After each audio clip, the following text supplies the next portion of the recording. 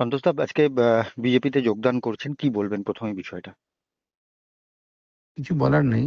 যেখানে চুরিচামারি সরকার যেটা আছে এখানে, খুব ভালো টাইম জবাব দিতে। আমার গত নির্বাচনে আমার যেভাবে ৫টা আইপিএস অফিসার ১০,০০০ লোককে নিয়ে পুলিশ ওখানে ভোট মারছে আমার সামনেই, আমি দিশাহারা ছিলাম তখন। বুঝতে পারিনি যে আমি ইলেকশনটা হয়তো জিতবো।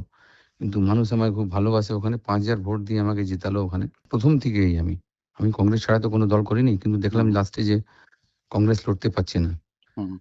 তো কারো না কারো হাত ধরে শক্ত হতে হবে। হুম। আমি দেখলাম বিজেপি এখন পুরো ফরমে আসছে। হুম। তো আমি গেলাম আমি।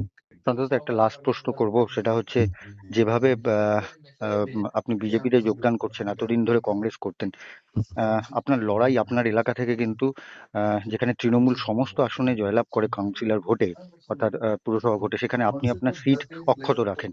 কি বলবেন এবারে বিধানসভা নির্বাচনে, সেই না, লড়াইকে না, আমি বিজেপির হয়ে আমি দিতে আমি পারবেন? মানুষ আমাকে ভালোবাসে। আমি মানুষকে ভালোবাসি। আমি তো চুরি ডাকাতি করে জিতিনি।